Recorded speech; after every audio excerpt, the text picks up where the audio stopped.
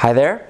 Today I want to talk about this sort of paradigm, this sort of spiritual healing paradigm. It's kind of about how spiritual healing works, and it's kind of the worldview as far as healing goes, or the paradigm that I've sort of come to know over the course of the 20 years that I've been working with people. And when you start to look through the lens of this certain paradigm that I'm going to talk about, spiritual healing paradigm, there are some things, some principles, some truths, some spiritual principles or truths that seem to come to the surface, and I'm going to talk about that seem to come into focus, and I'm going to talk about 5 of those in this video. These are 5 things that you kind of will naturally kind of realize at some point along the healing journey if you keep at it. So I'm Jay Eaker here at the BioSoul Integration Center in Louisville, Colorado. And I feel like my job here really is to kind of smooth out, and my job with this channel, this YouTube channel, and with the work that I do here in my office, and I should mention online. I also do online distance sessions with people. But I feel like my work is to smooth out and speed up the awakening process, the healing process, the becoming whole process, which we'll talk about in a little bit, is happening anyway. It's happening whether we're consciously involved in it or not. And so when we're not, especially when we're not consciously involved with it, it can make it suck. It can make it pretty rough. And so my job, as I feel, is to help people sort of smooth out and speed up that process so that they can sort of express their authentic selves as quickly and as smoothly as possible. And I'll talk a little bit later here what our authentic self is and all that. But before we get started, if you could please subscribe to my channel, please give me a thumbs up, like it, comment. I'm happy to answer any comments, questions that you have in the comment section. All this stuff lets YouTube know that this is, that people are into this stuff, and helps spread it farther and wider.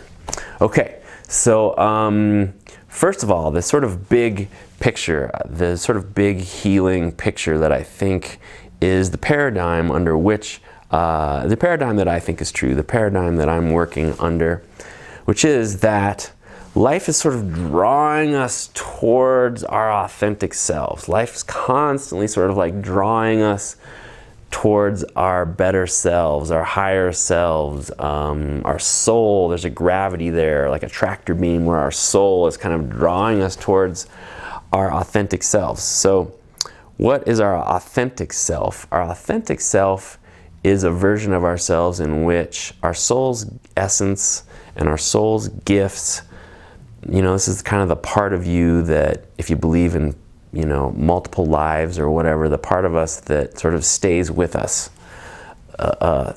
throughout those lives is our soul. The part of us that survives even when we're not, connected to one of these bodies here. So our authentic self is a version of ourselves in which our soul's gifts and our soul's essence are embodied here in this body, are being expressed through these bodies, these physical bodies on this physical plane. That's what I would say our authentic selves are. There's also another version of ourselves which I would call our defended sense of self, or our survival sense of self. And the way that happens, and what that is when we are, when we're in the womb, when we're young kids, the part of our nervous system that's online is the part that's just feeling into our environment, gathering information directly through the energetic milieu that it's sort of soaking in with the people around it, the culture and the family and the people around it. And it picks up the way that people are separating themselves, are fragmented, are not giving their gifts, and covering up their human vulnerabilities, and just the ways that we, sort of push parts of ourselves away and separate parts of ourselves that they picked up from their parents and from the culture that they were sort of born into. So it's a thing that kind of perpetuates itself. But that's our sort of defended sense of self. And again, there's a way in which life is kind of constantly, this is the way it felt for me, has felt for me anyway, is that I'm being extruded through my defended sense of self towards my authentic self. And in the process, it's like, whether it's a filter or a sieve or something like that, where we're being sort of pulled through this sieve and or filter, and all the energy that's bound up in our system as a result of our defended sense of self, and the energy and the belief systems and all that stuff, the tension in our bodies is sort of gets filtered out. It gets pulled through. It won't survive on the other side of this filter, and so it sort of gets squeezed out of us or pulled out of us. And in the process, we have to feel that stuff. We have to come into relationship with it. It's sort of like we're being purified of our defended sense of self. There's a way in which life is sort of constantly drawing us towards our authentic selves, purifying us of the energy that's bound up in our bodies, in our lives, in our emotions, in our belief systems that go along with our defended sense of self. We're being purified of our defended sense of self, and that sort of that happens in a rhythmic nature. There are certain times along our lives. I think kind of a 7-year cycle seems to be apt. There are certain, developmental stages that happen along the way. We learn how to walk, and we have to put together a certain number of dots to learn how to walk, and then to learn how to talk, and then puberty happens, and then you get married, and then menopause or whatever. These different stages of our life, and there are ways in which we're being asked to sort of like work on different projects throughout those stages. And there are certain times when life says, okay, now's the time where we're going to need to take a chunk of this energy that's bound in your defended sense of self, and we're going to need to purify you of that right now, because we're over the course of this short little time period. Maybe it's a year or 2 years or 3 years where there's a transformation happening, where life sort of is again purifying you of a chunk of your defended sense of self, because life's like, okay, we need to work on this next project on the other side of that. We're going to need you to be able to do these things and work on this project. There was a time for learning things or whatever, and having babies or whatever, and now it's not the time to do that anymore. Now's the time to give your gifts more to the world, or whatever it is. And so life, there are certain rhythmic times during the course of our life that happens. And so as that happens, there are these crises that will arise in this rhythmic way. You've heard of the midlife crisis. There are different, when you're I remember when I was in high school or whatever, that was kind of a really rough time. And then, there are these different places during, life where these crises arise, and or pain in your body or your life, something, an illness arises, or crises in relationship or finances or health, or these different aspects of our life sort of arise. And so as we are sort of purified of our defended sense of self over the course of time, and are pulled more strongly towards our authentic sense of self, and gain more momentum in that direction, there are sort of 5 things that I think I've learned, that I think kind of principles that come to the forefront as we go through this process. And so the first of those is that, listen, this process of us being drawn towards our authentic sense of self, it's happening anyway. That's something I always tell my clients here, like, this is happening anyway, like whether you're consciously engaging with it or not, it's happening anyway. And so, usually when we're not consciously engaged with it, there's a way in which our resistance is stronger, and it just makes the process suck worse. I think back when I was in my life, I remember there was a time when I kind of had this sense like there's this little pinhole. My defended sense of self is huge, and somehow, around the time that I sort of was in chiropractic school and discovered network care, which is the foundation for the work that I do, that this little light a little pinhole appeared in my, the black hole of my sort of defended sense of self, and then life started to sort of like extrude me through that pinhole, and so there was a lot of resistance in me to sort of going in that direction, and it was really hard. It sucked. So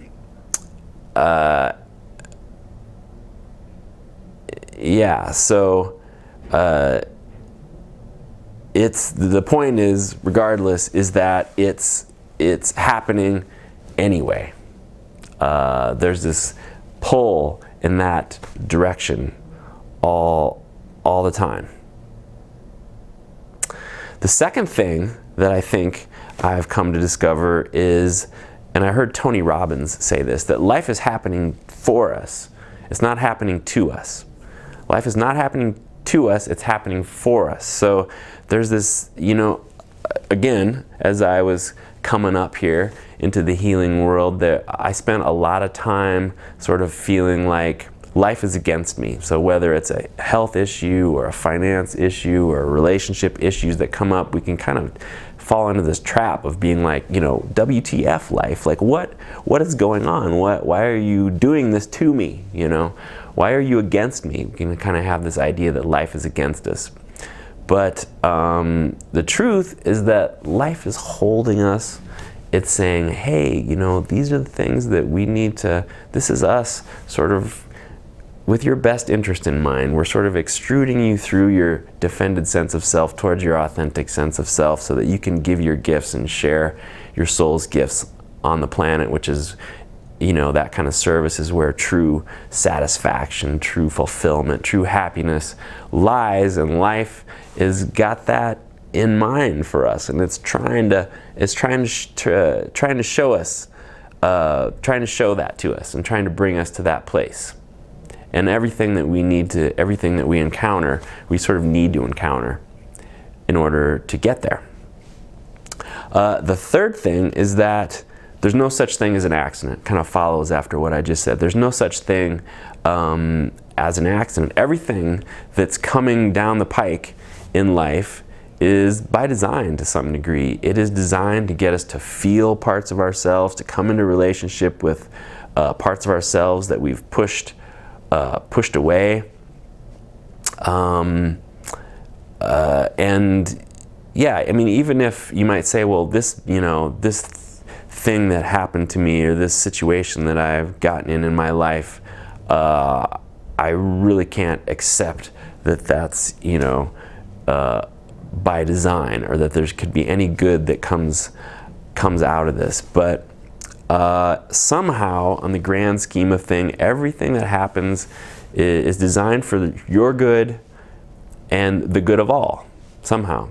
If you think about some of the people who've made the biggest impact on the world, some of those people had some pretty horrendous things happen to them, and those horrendous things sort of molded them.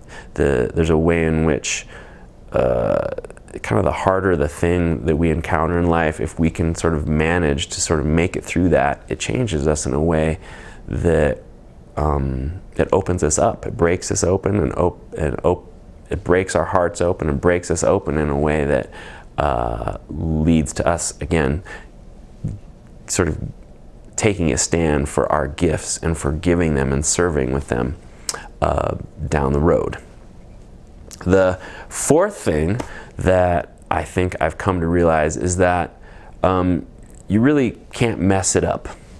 Some people, and again, I've been guilty of this, some people, we want to feel like we get it all right. We get all the research done and before we make a move, or we get it all right before we make a move. Like I was raised in a conservative Christian household, and there's this passage in the Bible that says, like, the path to righteousness is narrow. The path to God, is very narrow, and few people will actually make it through that passage. But the road to hell is huge, and most people will go down that road. So I always had this sense that was sort of wired into me that was like, I can't, like the margin for error was so small that I was constantly worrying about messing up, lest I spend eternity separate from God. You know, so it's quite a motivator. But I certainly, as I went to chiropractic school. I ran into network care, and network care was a little, woo-woo, and anything woo-woo is not so cool with conservative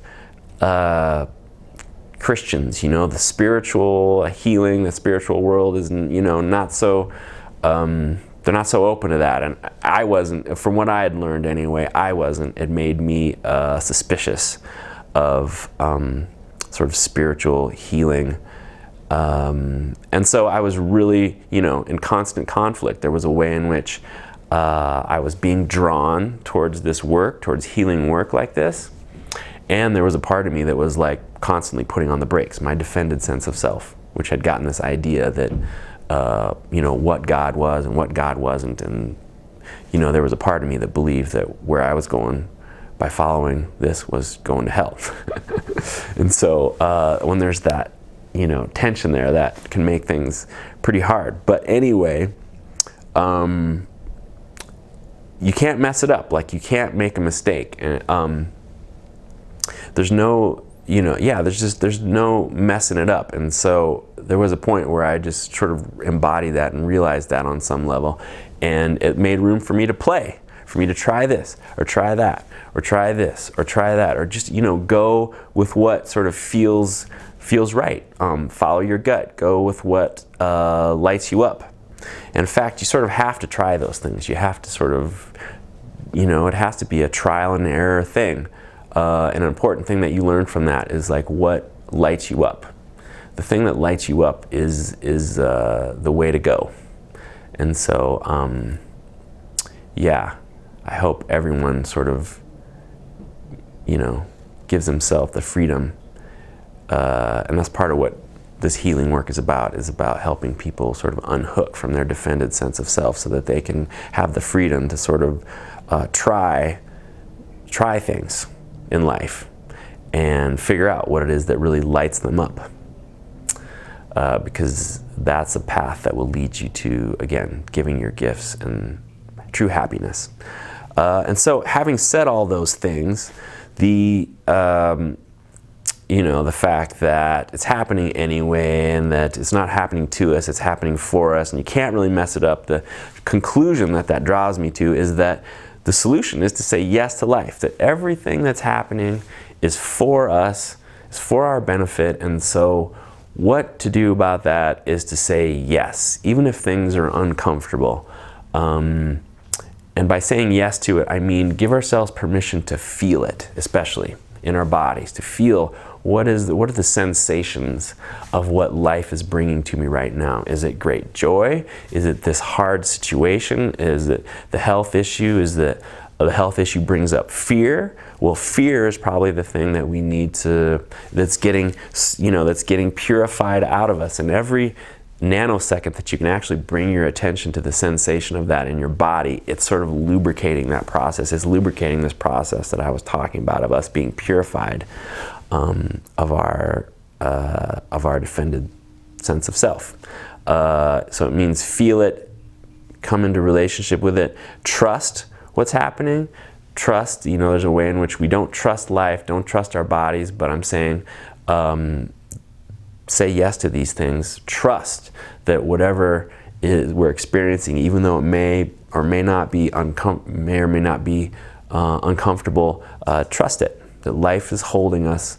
Life has our best interest in mind. It's taking us somewhere. It's taking us towards our authentic selves and towards giving, and towards ultimately giving our gifts and sharing them with the planet. And if we keep those 5 things in mind and keep practicing that way, there's just a way in which we continually become more and more aware of how we're